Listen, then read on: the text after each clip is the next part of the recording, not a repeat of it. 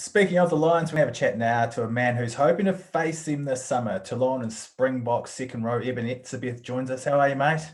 No, good, thanks, man. You? Yeah, Eben, it's class to have you on, mate. It's been a long time coming. We've spoke about you loads on the podcast, and we've got two of the modern day enforcers just sat here, be it on Zoom, just having a blether, aren't we? Look at us. It's great to have you on. Well, I need to butt in here, Jim, because you call yourself an enforcer, and all I ever see is the video of Eben filling you in when South Africa dominated Scotland. You've come on, given a penalty away, got sin binned, and Eben's just fucking ragdolling you around everywhere. So there's one enforcer with massive pipes, and there's Jim Hamilton. Eben, tell us about that story, because you absolutely blitzed him, didn't you? Yeah, I knew that won't take long to come up. No, I remember pretty well.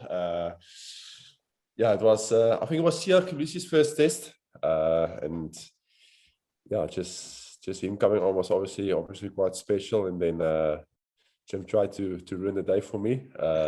Luckily the ref saw who was the instigator and gave the yellow card to him. Oh, yeah, but when we were texting the other night, I went to bed thinking about that scenario, and I convinced myself when I woke up that one, we won that game. Secondly, I filled you in and I won man of the match. But when I look at it, it's arguably one of the most ridiculous things I've ever done on a rugby pitch, because we did lose the game off that. But you know what? That's my legacy. So now my kids type my name in on YouTube, and that's the thing that comes up. I don't know whether that's a good thing or a bad thing, but yeah, that game in 2013, Siya Kolisi's first match, we spoke about it. When I was in Cape Town with Siya, he said that you were in the stadium somewhere and you hadn't forgiven me for that because it did go viral on the old YouTube, and that you were going to come after me with your brothers. Is that true or not? Are we all good now? No, we're good now, but it was true that time. I remember him telling me that he saw you, and I said, I think he said you guys spoke about it.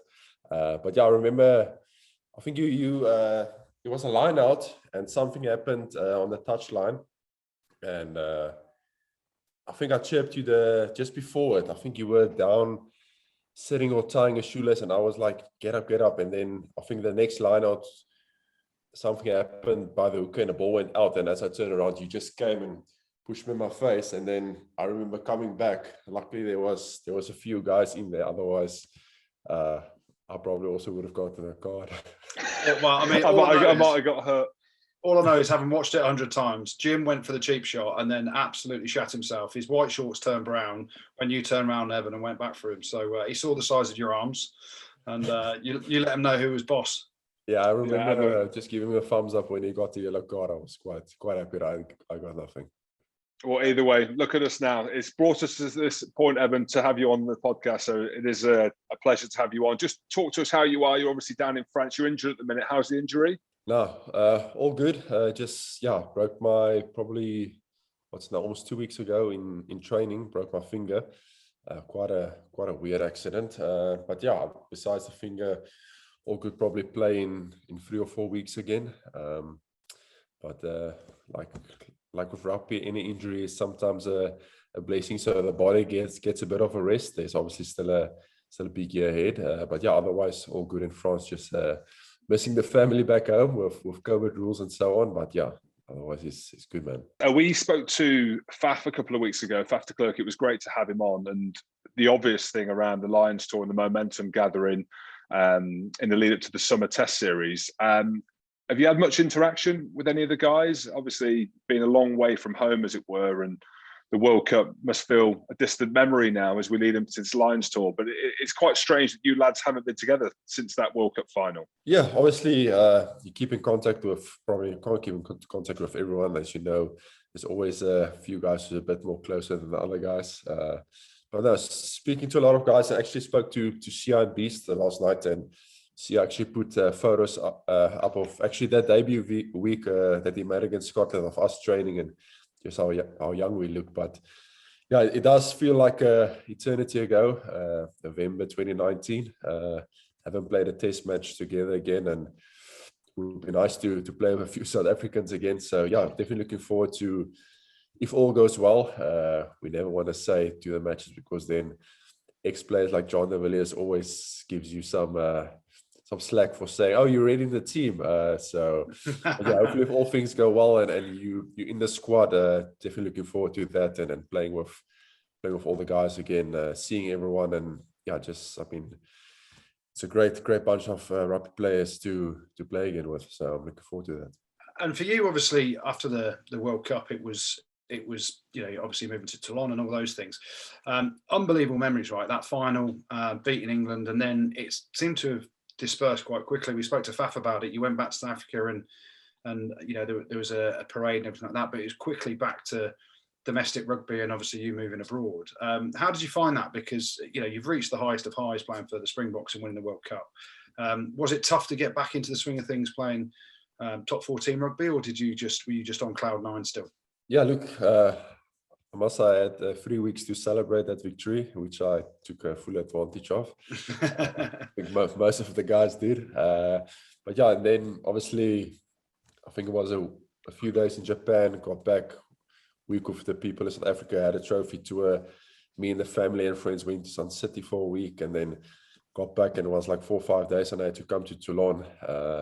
Obviously scared to jump on the scale because it was a big 3 weeks, and don't know what's going to happen. So luckily I got my first game off the bench, and it was in the Challenge Cup. So first 2 games Challenge Cup, I think, against London Irish, and then made a top 14 debut against Clermont. So I had a bit of time to play in the Challenge Cup and just build up some confidence for the big debut in the top 14. But yeah, it was like you said, you were on this big high, and then suddenly you're back to reality, and you must perform for a new team. And obviously, going to a new team, you want to show them that you're a quality player, so you can't rest on your laurels. No, absolutely.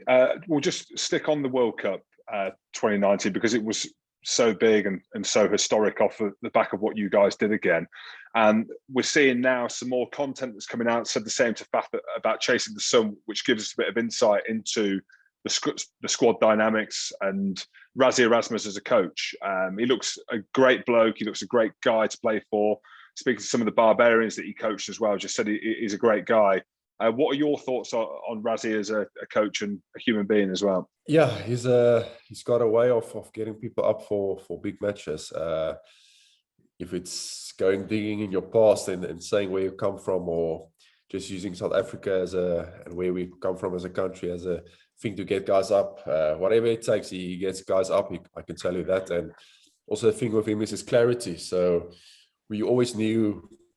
I mean, even before, if there's a game in 5 weeks, you already almost know who'll start that game. So you always have clarity for the whole team, and I mean that just makes everyone happy. So no one goes behind closed doors and complain, because he's just open with everyone. And then obviously not just him, the guys around him, Jacques Nienaber, Felix, conditioning coach Alet, Matt Proudfoot, physios, everyone just had one goal, and just what they did in the job was they were just the best. Is there something that Rassie ever said to you that's kind of stuck with you, or any advice that you remember that really got you up for a game? Yeah, so obviously the one week he used where the guys come from, and I come from a little town in Cape Town, Goodwood, which is quite a special place to my heart. And just when he brought up that, and you think back of the memories from Goodwood, and it's actually a small little suburb.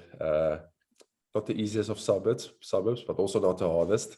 But you just think about that, and that's things like that just get you motivated. And also, before the one game, he just said, like, you can't, if you have a mistake, or if you make a mistake and you think about that mistake, that makes you selfish, because you must just forget about it and think about the team. So, I mean, just small things like that he triggered in the mind was unbelievable.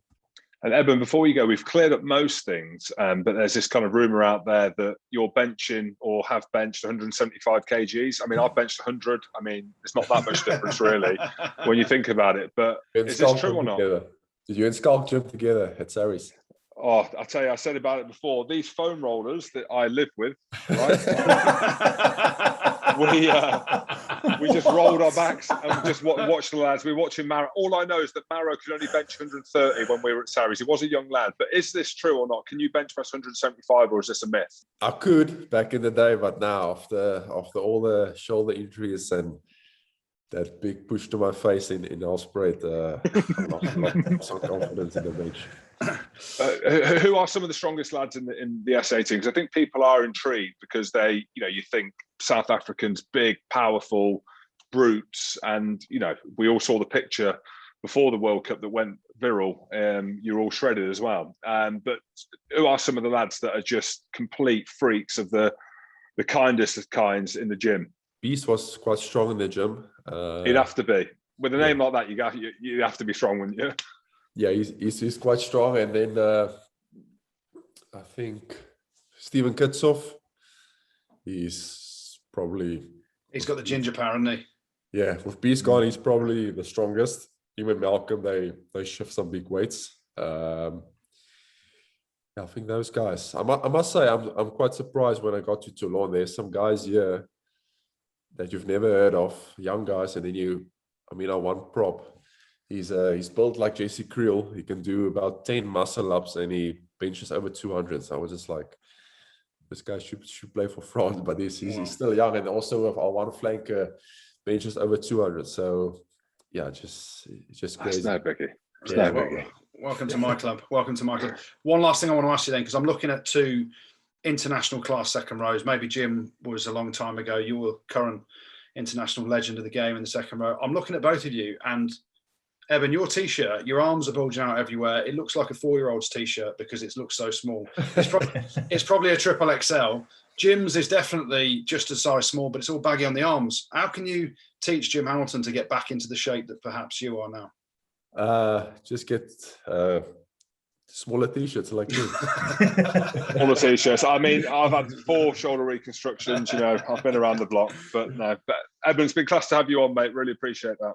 No, cool, man. Thanks. It was great chatting to you guys.